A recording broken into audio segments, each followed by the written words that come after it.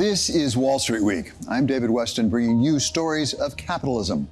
The world of futures contracts tied to specific events is exploding, whether it's predicting the outcome of the New York mayoral election or the ending of a government shutdown. What do they tell us? And do they need regulation like any other futures markets? Plus, President Trump has moved against the big Chinese clothing exporters, avoiding tariffs under the so-called de minimis rule. But what other businesses is he catching in his net? And last week, it was healthcare. This week, we take another look at an area where artificial intelligence is already being used to transform a critical sector, this time education. But we start with a story about putting a price on the priceless, our freedom. What happens when society concludes that some of us must lose that precious freedom? And how do we handle the difficult business of detaining people in what we hope is a safe and a humane way?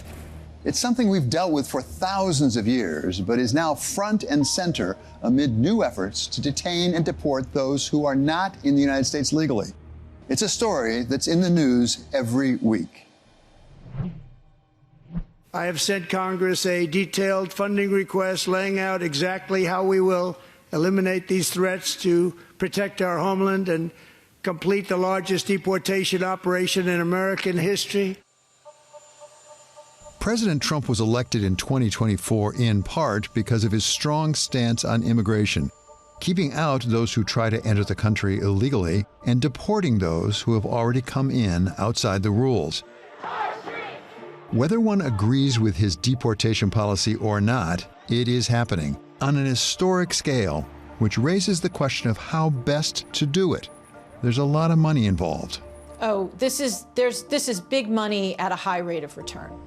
Most of the money is going to private companies who run the detention facilities. What DHS does is it contracts with other entities, sometimes counties, and most often private companies, and those companies run the facilities instead.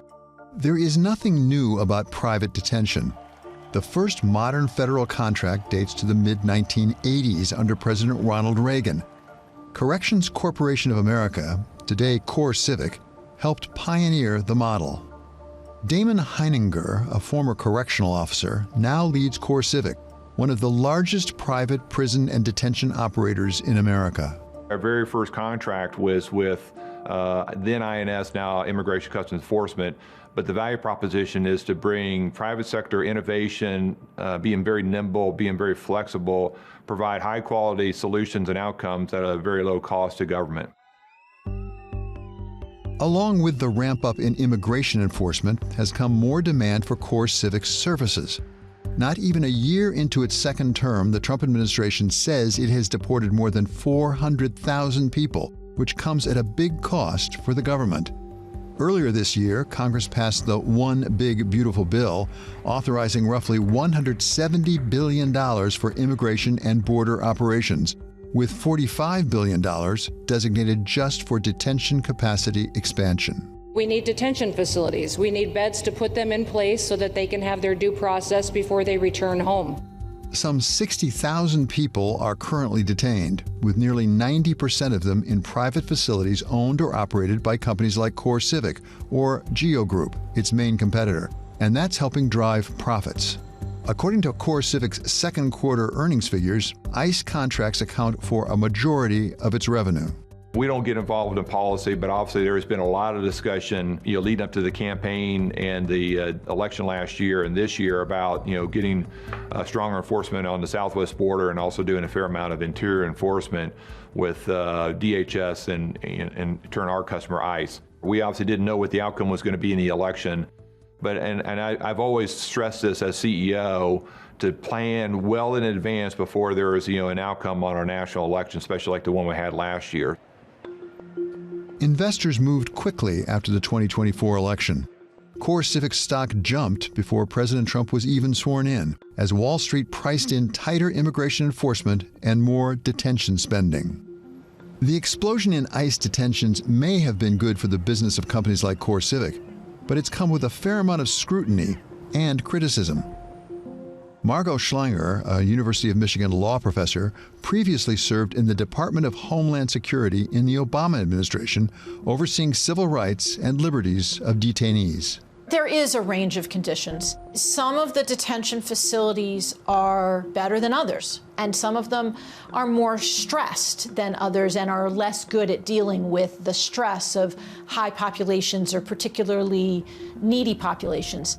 Why is it that the federal government essentially delegates this or contracts it out to private companies? Congress made a decision a while back that it didn't want to set up the Department of Homeland Security to run a large system of detention and run it itself. So the Federal Bureau of Prisons has correctional officers who run facilities. ICE does not. ICE does not have the kinds of people who just day in, day out run the facilities. So that's been its general approach since the founding of the department in 2003. CoreCivic says that there are checks and balances in place to try to ensure that detainees are being treated humanely. Really, since day one, we wanted to meet all national standards within our facility. So American Correctional Association, which has been around since 1870, they set national standards on how facilities are designed, how big are day rooms, how big are cells, how big are the food service area, medical, maintenance, etc. Do those apply to ongoing treatment while people are in your custody? They do, yes. So they'll have general standards. They'll come in, they'll calibrate the review based on that population. So again, if they're coming, if we've got auditors coming in from the ACA to do a review at a facility for an ICE, and those standards have, again, kind of evolved over time, not just the standards from ACA, but also from our partners. But this is important. I'm not sure everyone knows about this. There are independent auditors from ACA that come in and monitor what you're doing, apart from DHS or ICE or anyone else in the government. Virtually all of our facilities have full-time on-site auditors and monitors. And so these are government employees where we are required by contract to give them space in the facility where they can set up offices and have space to where they can do their kind of day-to-day review of the operations. But they got unfettered access to the facility 24 hours a day, 7 days a week. We've all seen reports in the press about the mistreatment of detainees. Knowing what you know, how do you respond to that? Is it, number one, the reports are wrong, or number two, it's just not CoreCivic? The vast majority, I'd say 99% of the stuff that we see in newspapers or speculated in online or on socials is incorrect or false or maybe not incomplete relative to information. We got in our ICE facilities like 1,000 government employees that have unfettered access to our operations. Now, having said that, and I often say this to investors, you have 14,000 employees. Not every single employee is going to make the right decision every single day. And that's the case, obviously, with any large organization. There's also the question of where all these detention facilities will be located and whether they help or hurt their home communities. One of the largest for-profit sites in the nation is GEO Group's Folkston ICE Processing Center in Georgia. In June, the County Commission approved an expansion from just over 1,100 beds to nearly 3,000. County Administrator Glenn Hull helped shepherd the deal. The process to expand the GEO facility and the contract with ICE took about 4 months. Overall, the relationship is good, not only from an operating standpoint, but from a revenue standpoint. The GEO Group and the facility contribute about $655,000 to our tax collections, which makes up about 12% of our overall income.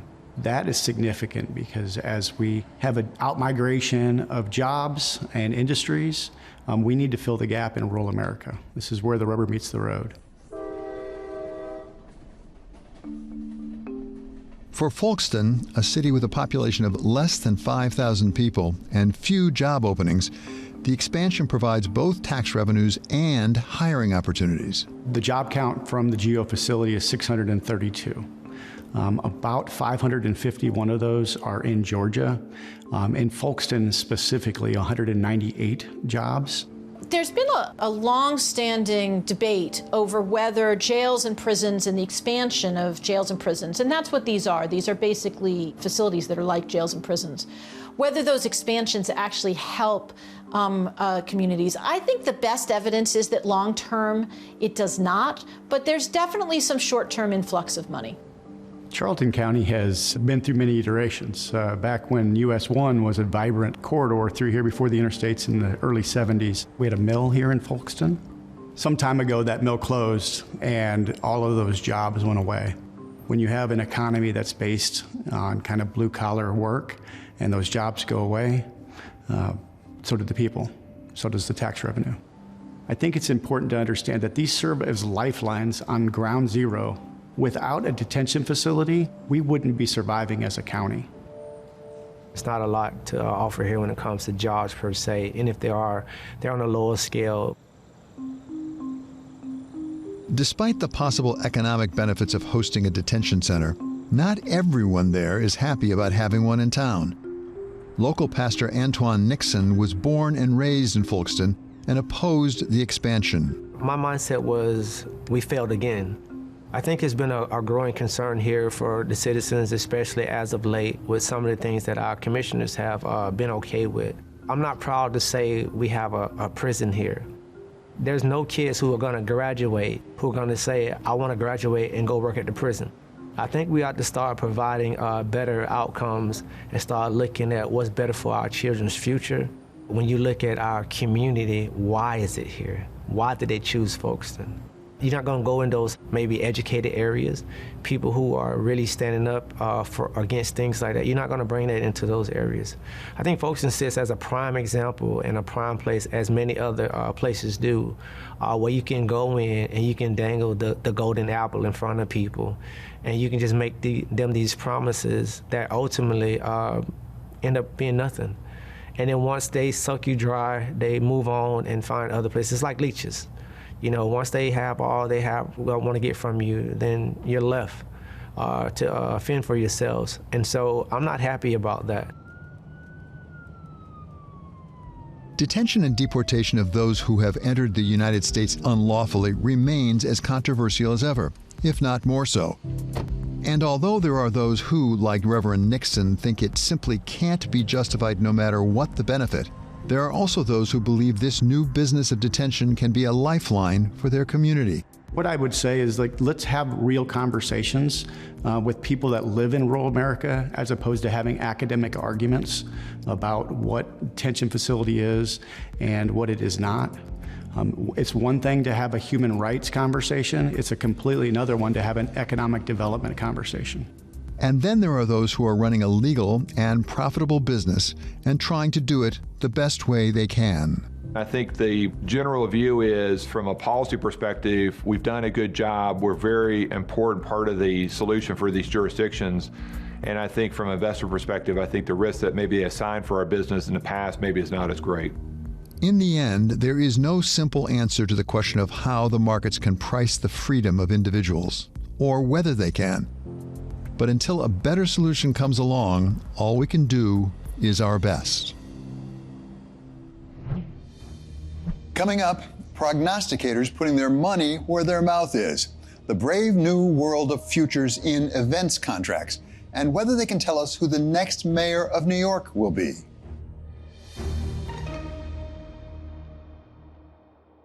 This is a story about telling the future, or at least discounting it by paying attention to a whole lot of other people telling the future. The business of making a market in futures contracts tied to events is exploding. They may be fun, they may make some people some money, but do they tell us anything about what is around the corner? I think our goal with prediction markets is really to allow every person that has an opinion on something to find their market and that big event that they care about to be able to trade on. Luana Lopez Lara is the co-founder and COO of Kalshi, the first events contract exchange regulated by the Commodity Futures and Trading Commission. The company is currently raising funds at a valuation of $5 billion, even as the Intercontinental Exchange seeks to buy Kalshi's rival, Polymarket, for closer to $10 billion. While we went to MIT, but one thing we realized is that most trading happens when you have an opinion about what's going to happen in the future and you find a way to put that in the market.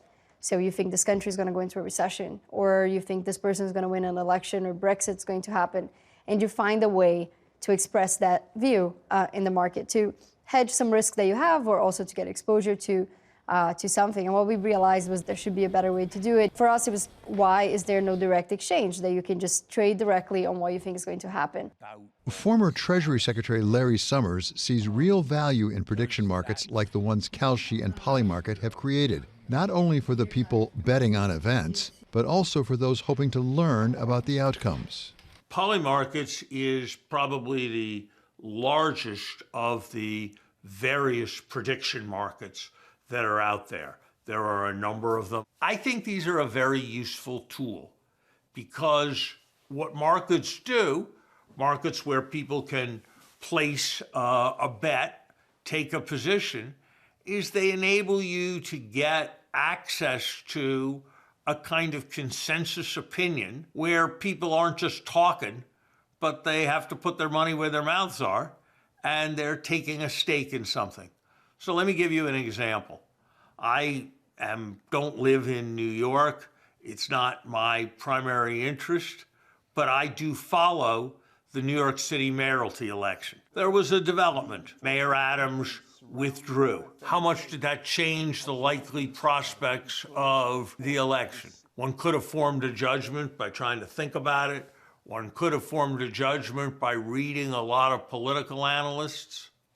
In fact, you could just look at the prediction markets. That, I think, is the value. It helps us all be more informed about, even when there isn't much information available, about what's likely to happen in politics, what's likely to happen in foreign policy, what are the prospects of an agreement between Russia and Ukraine. I don't think anybody sensible would pretend that these estimates are exactly right, or these estimates are estimates that can be completely relied on. But I think there's a great deal of evidence from elections, from sports, judgments, from other efforts at forecasting, that looking at these prediction markets provides what's a better and more reliable sense of which way things are going to go than talking to a single favorite expert. Do prediction markets like Polymarkets potentially replace polls? I mean, polls have come under some siege. It's gotten harder and harder to do them. And by the way, are they more susceptible of being gamed? David, I don't think they replace polls any more than the stock market replaces earnings forecasts. The stock market reflects earnings forecasts and helps people process what a company is worth given divergent discussions, but it wouldn't be able to function if there weren't data and there weren't analyses and projections of future earnings. So no, I don't think that prediction markets are a substitute for polls. They are a way of processing the information in polls, if you're not yourself a pollster, in a much better way. Scott Rasmussen is a traditional pollster and editor-at-large of Ballotpedia. And as challenging as the business of polling has been in recent years, it's far from clear that prediction markets can replace it.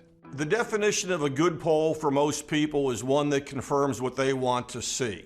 And a lot of the criticism about polling is because of perceived inaccuracies or perceived biases. And a lot of that has to do with the difference between conducting a poll and interpreting the poll, between the polling and the analysis. 2016 is a year that I constantly hear people say the polling was wrong. Well, actually, the national polls in 2016 showed that Hillary Clinton would win the popular vote by 3 points. She won by 2. On the state-by-state polls, there were 47 states where there were no surprises whatsoever. There were 3 states that were a shock, the big blue wall states. My point to all of this is that the analysis, the way you look at the polls and the way you read them, has as much to do with the polling as or with the interpretation of the polls as anything else. Scott, how has technology changed your business, maybe made it harder, particularly in getting representative samples in, things like cell phones as opposed to landlines? We do almost all of our work now online through different panels and text approaches and other things. Every one of those, every polling methodology you use, and this has been true forever, has certain biases that you have to correct for. When we were doing phone polling exclusively, if you had to call into an urban area, you didn't get as many people answering the phones because they were out doing other things. So we would have to consciously work to place more calls into those areas. Today, I believe that pollsters can get a pretty good sample if you're careful with your methodology. If you're talking about a survey of registered voters or a survey of all adults, because we have census data, we have good models for what that should look like. Where pollsters have struggled in recent years and will continue to struggle is in the question of likely voters. Who's actually going to show up on election day? And as we all know, in close races, that's decisive. And now there's a new technology in town called artificial intelligence. How is that changing polling? Is it making it better? The thing that first made polling better, by the way, was having a lot more competition and a lot more pollsters, because we actually had to improve our game. Right now, artificial intelligence is reshaping all kinds of industries in ways that we can't imagine. I'm working on a project with Jigsaw, which is a tech incubator inside of Google.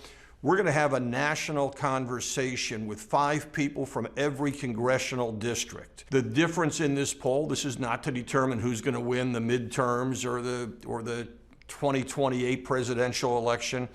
We're focused on what does it mean to be an American in the 21st century. This gets to one of the core problems in polling, and this is where AI can help. We don't all speak the same language anymore. So what we're doing with this project, we're asking questions, but we're letting respondents answer in their own words. We also are seeing a rapid uptake in so-called prediction markets, or these futures markets tied to specific events contracts. How do those fit into the world of polling, if at all? They don't fit into the world of polling, but I will tell you that on election night, when whether I'm doing analysis or if I'm sitting at home, I watch the prediction markets, because you've got a whole crowdsourced army of people out there who are looking for the latest news. And if I see a candidate going from a 70% bet to a 40% bet quickly, I say, oh, something has gone on here. I need to investigate and find out what it was. Leading up to election night, though, prediction markets are heavily dependent on polling. If you don't have polling, the prediction markets wouldn't be nearly as good as they are right now. What prediction markets have done is they're in effect another analyst. They're looking at all of the data. They're looking at the polls. They're also looking maybe at who's voting early. They may be looking at some other factors going on in the campaign. And they assemble that in a way that an analyst can't. No individual analyst could combine all of that information. So I like the crowdsourcing aspect of it. But again, it's not really a replacement for polling. There's all kinds of data that's out there today that we can look at and analyze and think about, and prediction markets are another important tool. Up next, President Trump triggers the law of unintended consequences, aiming for big Chinese apparel companies and hitting a small watercolor artist in Devonshire with sweeping tariff changes.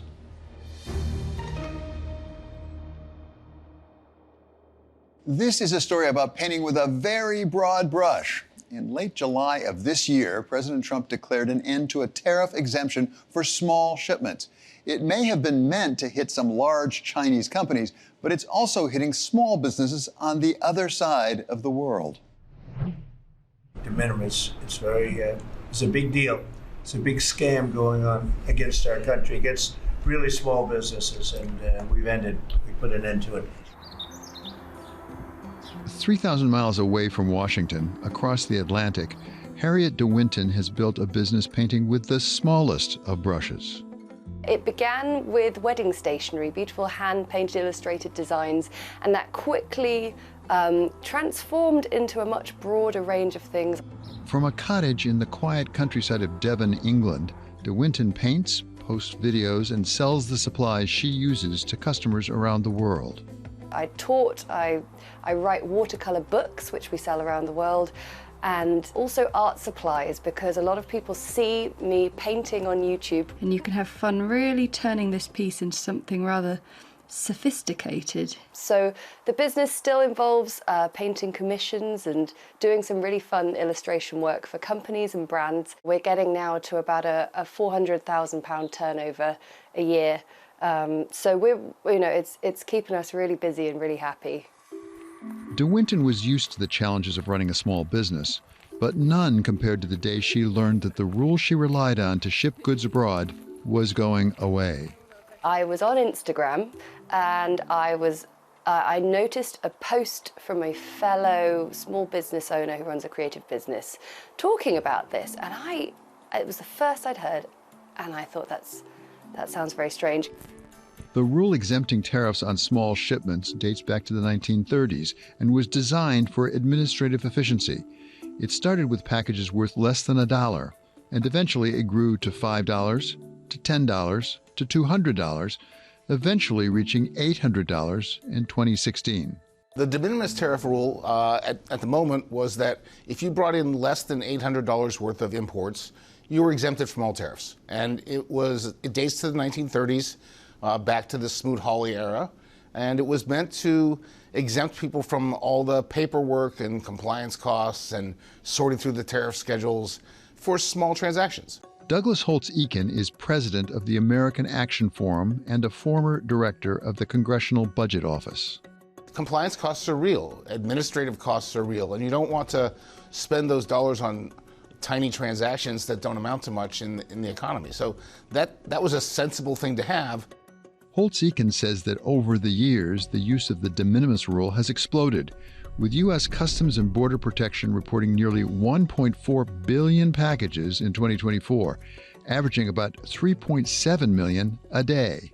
There are two rationales given for taking it away. Rationale number one is fentanyl, and the shipment of packages from China into the United States containing fentanyl and not being inspected because they are declared to be under the $800 de minimis rule. So, as part of fighting the fentanyl trafficking, the administration thought, we'll get rid of the de minimis rule and we'll look at every package. And the second is the competition from the online retailers in China. And if you're a U.S. retailer and you're paying local sales taxes, the Chinese retailers sending it to the U.S. without any tariff or tax. What developed was, large online Chinese retailers who automated the process of breaking up large shipments into small, under $800 bundles, dodging all the tariffs entirely, and that's what got the attention of the administration. 70% of the value of things brought in under the de minimis rule were from China. These are low-cost retailers, and Americans liked the prices. Today I am doing another huge Temu haul. This one is massive. 2 leggings for like $9. Let's see if we can make it rain. 3, 2, 1.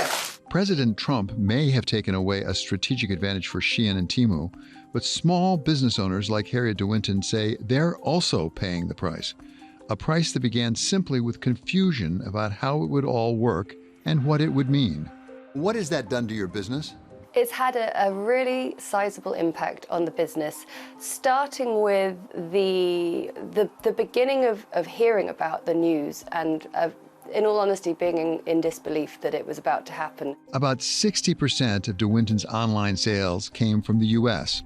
After a transition period when the U.S. imposes flat duties on all shipments, ultimately everything she ships to the United States, apart from books, will be subject to tariffs calculated as a percentage of the item's declared value, depending on what it is and where it's from.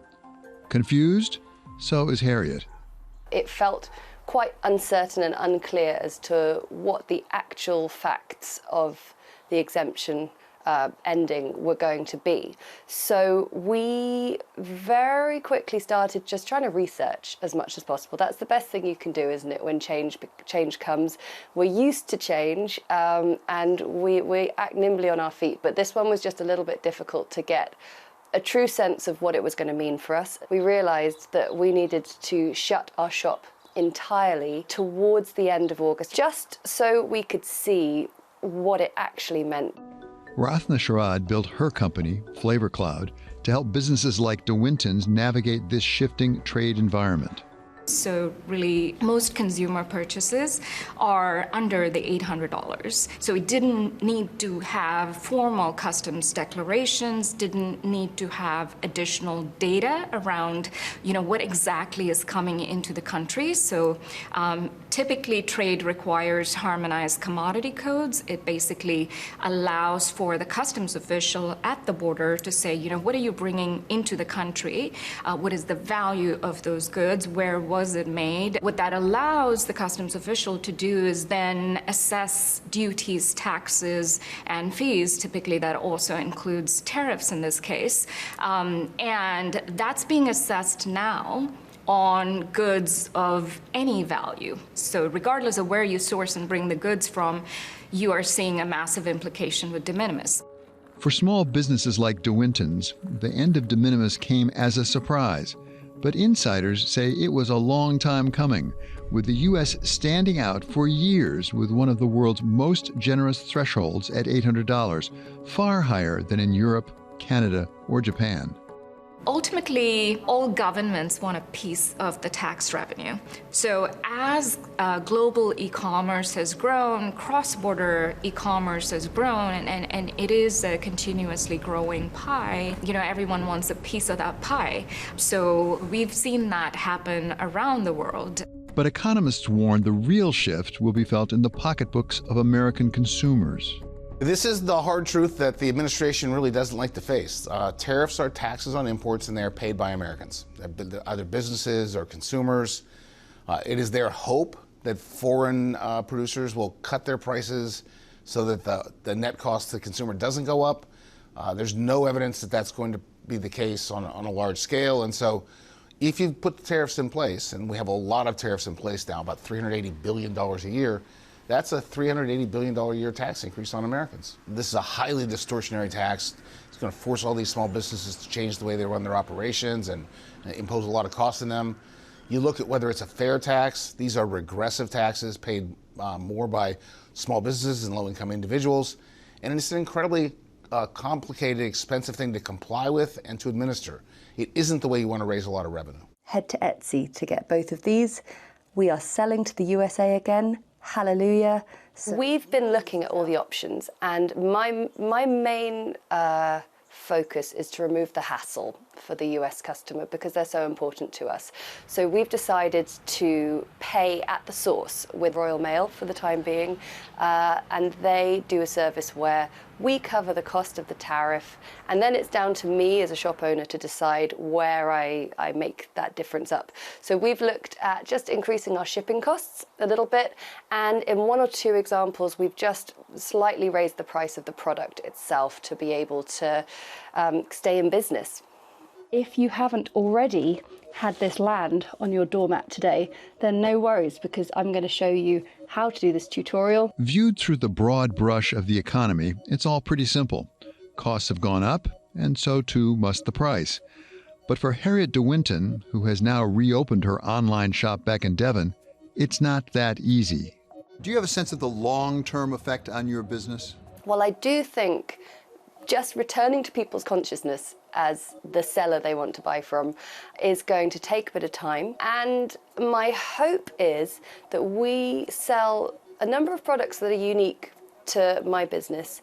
And I'm a trusted voice on the internet when it comes to art supplies and watercolor in particular. The American audience have been a really, really important part of DeWinton Paper Co., taking it from just working down in Devon in a lovely little cottage and reaching out to the world. I've just found that the culture of watercolor painting in particular has just been embraced so much by the American audience as well as the rest of the world. For her, it all goes back to the passion and people who have turned her art into a global community and a global business. She hopes that both will endure, no matter the costs. Coming up, AI is coming to a schoolroom near you, if it isn't already there.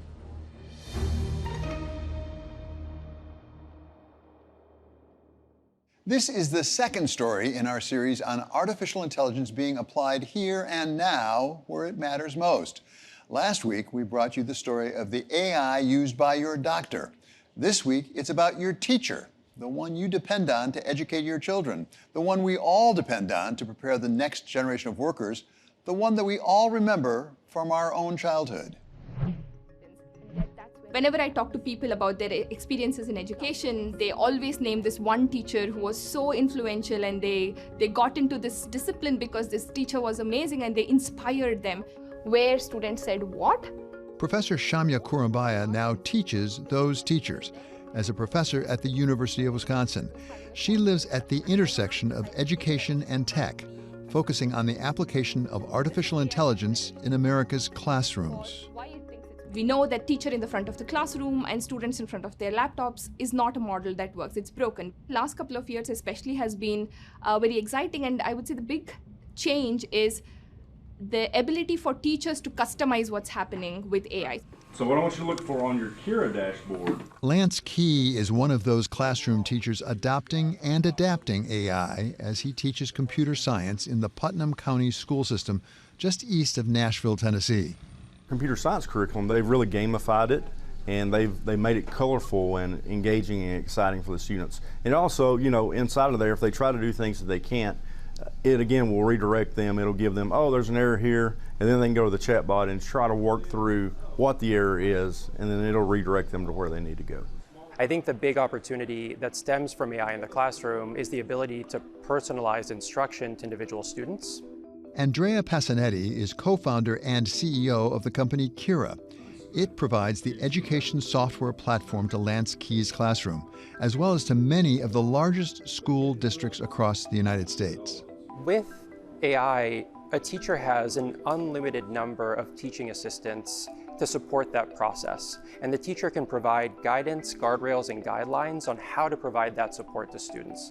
That looks like students working on a terminal and having an AI tutor that they can query either in written text by typing on a keyboard or in spoken word by speaking directly to the terminal on the computer. The AI chatbot. That personalization is something that Key is experiencing every day in his Tennessee classroom. It allows me to have a more personalized relationship with my students in the classroom. Before, there was one of me, and for every question that came up, I was like bouncing around the room, just answering questions all the time. But now we've got, you know, a tutor that can help them along the way, and I can build personalized tutors for them too. So if it's on a specific content area, I can say, okay, today we are working on solving two-step equations. Here's a two-step tutor that my students can work with alone, and they can ask it questions. So then I can walk around and then one-on-one check with students. I've also got a dashboard on the backside that will alert me if there's a student that's having problems. So then I know real time that I need to go check on Johnny or Susie. Over and above that personalization, AI can also provide teachers like Lance Key with some much needed relief. My wife previously was an English teacher, and I recall grading essays being very daunting for her, because she would have to score 150 essays every time that they wrote an essay in the classroom. So using a rubric, being able to upload our district rubrics into Kira, and being able to use their grader off of that rubric, but also their AI detection, their plagiarism detection, and their feedback writer has been amazing. So we can load all the papers up into that. It will score it all for us. It will give us all the feedback, and the teachers can then just review it.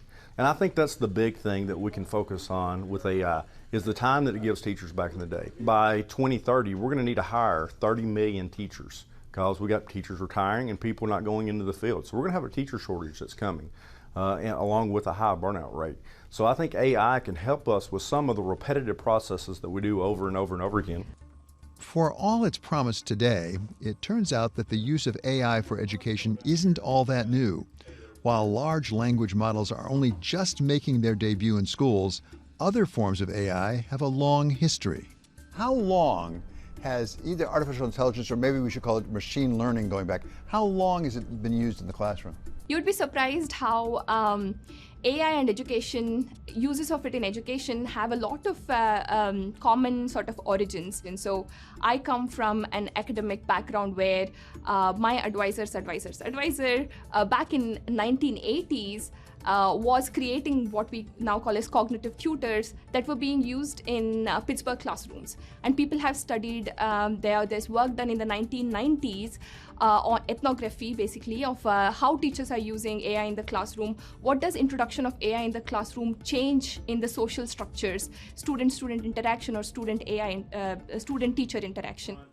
It's only in the last few years that AI has developed to the point where companies like Kira can put it to use in the classroom. According to surveys by RAND, as of the 2023-24 school year, a quarter of all U.S. teachers were already using AI to teach students. And Passanetti says the key is the conversation. We use AI as a catch-all term for a lot of different technologies. In reality, what's happened with the most recent wave of AI, with LLMs in particular, is a more discursive medium. So AI now, unlike even 3-4 years ago, is able to have real conversations with students. It's able to engage with students on a level that feels more human in some respect. We founded Kira 4 years ago, before AI was popular. AI wasn't cool. It seemed premature. And in many cases, it was entirely verboten. There were a lot of districts that said we can't really be talking about AI with parents because it gives them a lot of anxiety, or there's a lack of understanding about what AI can do. And so the whole conversation would die at the very beginning.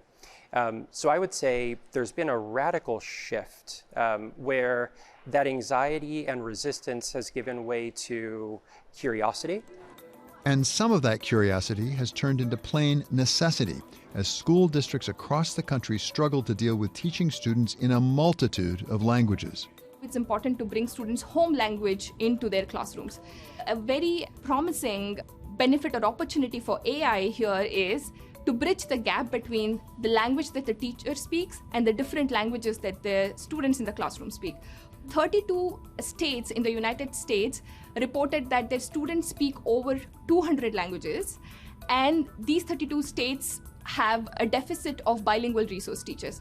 So there are all these opportunities out there in terms of what's already working in the classroom, but there is limited human resources. The number of districts that can now teach languages like Mandarin or Arabic or French and Spanish, where historically it would have required teaching or hiring a native speaker of that language, and as a result been much more difficult to achieve for a district. The ability to do that now is immediate. Districts can leverage AI tools to teach a new foreign subject or a foreign language as a subject in a way that they couldn't have in the past. For all its advantages, the widespread use of AI in the classroom is not without its risks.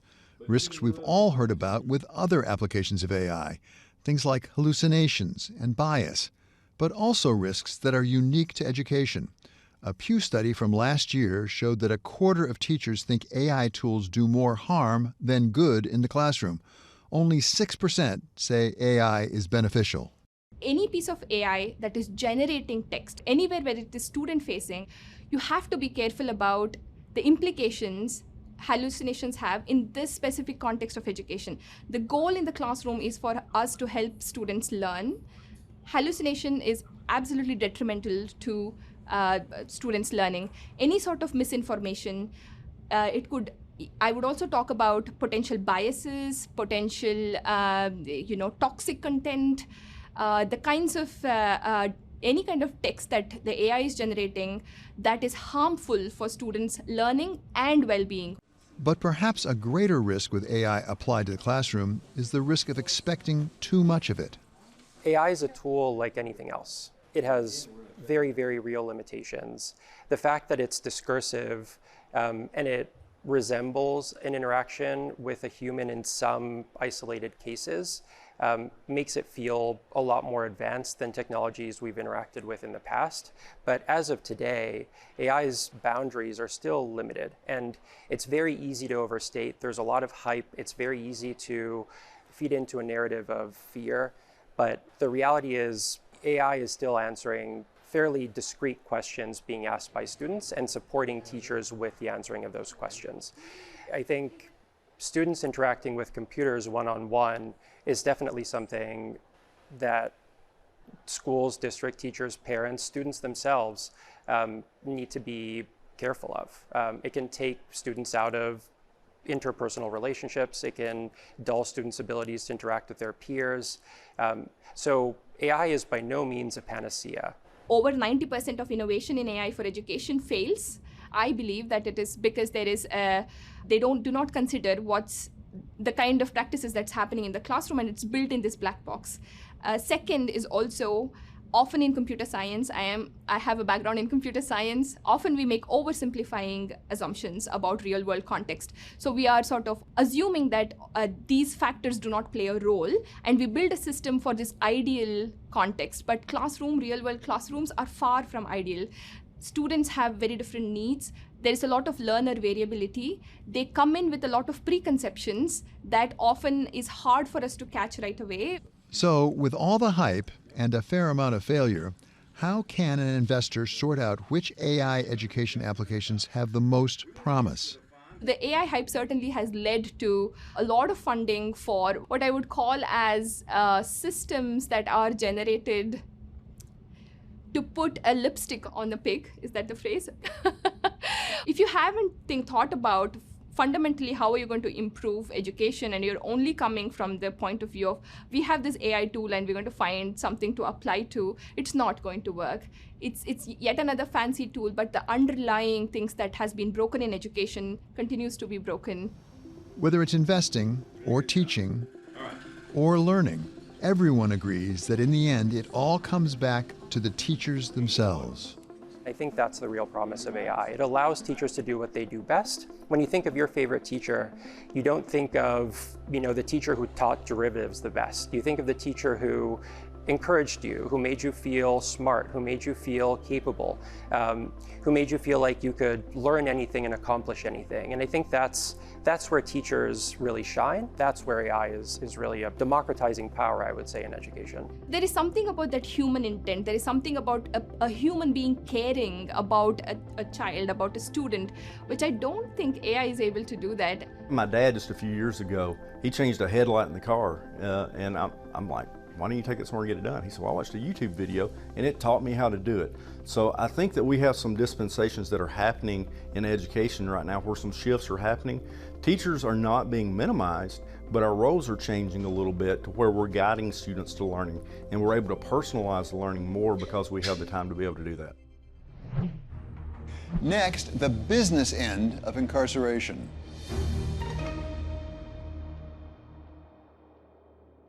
Since President Trump took office this time, much of the attention paid to private companies like CoreCivic has been on detention of those arrested by ICE for deportation. But it's all part of a much larger business in the United States. CoreCivic President and CEO Damon Heininger explains the ways in which it's much like any other publicly traded company and ways in which it's not. We are the largest owner of real estate in the criminal justice space. So we have about 15, 16 million square feet that we own. And we're purely U.S. based, so we don't do anything internationally. So again, a couple of our competitors, one's publicly traded, the Geo Group, and another one's privately held, the MTC out of Utah. They've had a little different strategy where they'll maybe do more operations within facilities that are government owned. The challenge in some of those operations, if it is government owned, the real estate maybe gets a little old. It's not able to be maintained in an effective way. So we just have made a kind of business decision over time to really focus on building our facilities and then keeping them up to date maintenance-wise.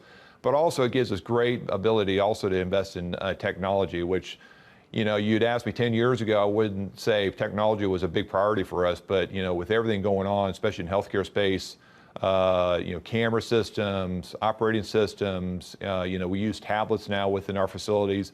AI is something that we're exploring with facilities. If we own the facilities, then we can make those investments and also do some experiment a little bit about how that could be effective in our operations. Describe the business you operate as CEO day to day, and particularly what drives the top line, what drives the bottom line? What are you looking at day to day? Absolutely. So we work with about half of our businesses with federal agencies, Immigration Customs Enforcement, which is in the Department of Homeland Security, and then two agencies within the Department of Justice, United States Marshal Service and the Bureau of Prisons, The other half is with states, which is about 13, 14 states that we work directly around the country. So what I'm looking at is how we can continue to provide cost-effective, high-value solutions to our partners that's cost-effective for them. And what I've seen, being almost 16 years as CEO, I think we've done a really good job to continue to kind of raise the bar from a quality perspective, making sure that we meet all the national standards. The good news, too, is our customers have gotten smarter. So they're also incorporating standards within our contracts that we've got to comply with on a daily basis. So that's one thing I'm always looking about is how are we meeting the mark relative to the quality and the compliance with our contracts. Another thing that I'm looking at is, the outcomes. So again, some of our facilities are very transient in nature from a mission perspective. So we've got people that are in our custody for only 30, 60 days. So you can't do a lot on the program side. But, where we run state prisons, where we'll have people that are in our facilities, 2, 3, 4 years, we're trying to make sure that we can get them enfolded into the programs that we have in those facilities. So academic programs, vocational programs, addiction treatment, even mental health and other solutions depending on the population. And that's something as CEO that I've really made a key focus here, especially in the last 10 years, to invest in those programs, give people an opportunity where they get their lives back on track, and then they walk out of the prison with something tangible that they can use to get gainfully employed, get themselves back on their feet, reunify with their family, and not come back in a criminal justice system. Because at the end of the day, that's obviously going to affect recidivism rates for our partners that we work with. And then finally, I would say, again, we are publicly traded, so we're looking at, occupancy, and we're looking at, where we have facilities that maybe where we've got capacity, where we can provide a solution. So we're always looking at maybe jurisdictions that are not necessarily in a need today, but over the next 2, 3, 4 years. So we go out probably about a 5 to 7 year time horizon, looking at all 50 states, our federal partners, even cities and counties too, where again we can provide maybe solutions for a challenge not necessarily they have today, but they potentially going to have in the foreseeable future. And most people will say, I'll say the last thing on this piece, most people think that's driven by kind of demand and growth. But the other challenge that's going on within America right now is that jurisdictions are working in or operating in very old facilities. I mean, you'd be surprised how many facilities are still operating in the country that are 100, 125. In fact, we actually just took a facility offline in Kansas that was 150 years old. So part of it challenges the growth, but also part of the challenge these jurisdictions is they're working in really, really old facilities that are hard to operate and deal with significant risk. Because you own a lot of real estate and a lot of facilities, that's a pretty high fixed cost business. What do the margins look like? So typically, it's a great question. So typically our margins are anywhere from 20 to 25%. So again, we're looking obviously for a good return on investment on the real estate, and then obviously a risk, a return that accounts for the risk that we have in operations. I mean, our business is a challenging business, no doubt about it. We have about 14,000 employees. We always want to make sure that we've got the best and brightest within our facilities, but we also appreciate there's some risks that you're going to have just inherent within our operations. So we think those returns, which has been pretty darn stable. You look at our operations over the last 10 years, our margins have been pretty stable. So you are a business leader of a business, but in a particular sector. And as you say, you're not making policy. You're not deciding whether people should be detained or not. You're taking care of them once they're detained. But it's a very controversial area. Lots of demonstrations, lawsuits, things like that. Does it affect the investment in your company? When you talk to investors, do you think there's a discount that says, this is really almost too hot to handle? I've said this a couple times, another good question. I would say we've gone through a little bit of some cycles. So again, I've been with the company 33 years, been CEO almost 16 years. And I'd say, kind of in the, probably 5, 6, 7 years ago, I'd say there was a lot of concern with the investment community about not necessarily the viability of the company. Again, we've been around decades, so I don't think there was a concern there. But just, from a policy perspective, is the private sector really providing the solutions, being, cost effective, but also good outcomes? I would say, fast forward now to where we are, I would say that I think that concern has diminished. Has it gone away completely? Probably not. It's probably a better question for our investor base. But as I talk to investors and they see, they see the, kind of needs here at the federal levels from a policy perspective, they look at the value proposition, they look at the history that we have, I think that discount that maybe was there a few years ago is not as great. Again, is it zero? Probably not. I mean, every company's got some type of risk that investors have to accommodate and take into account when they make an investment.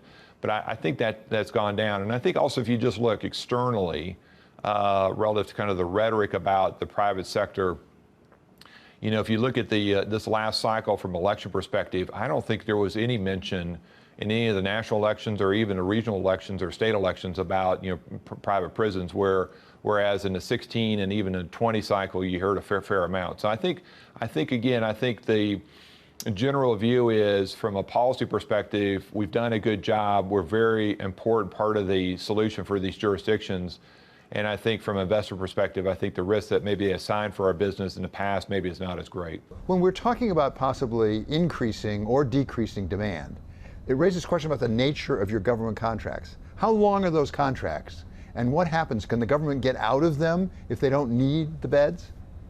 That's a big part of the value proposition. So all of our contracts are subject to appropriations. And so the government, federal, state, and local, have ultimate flexibility on their contracts based on current demand and also forecasted demand. So again, we think that's part of the value proposition where, to say a different way, if government needed capacity, if they go out and build the physical asset, then they've got that for the next 75 years, versus if they contract the private sector, that could be a 1 year or 2 year solution, or it could be a 30-year solution. So that's, again, part of the value proposition where we get ultimate flexibility in our contracts to our partners. That does it for us here at Wall Street Week. I'm David Weston. See you next week for more stories of capitalism.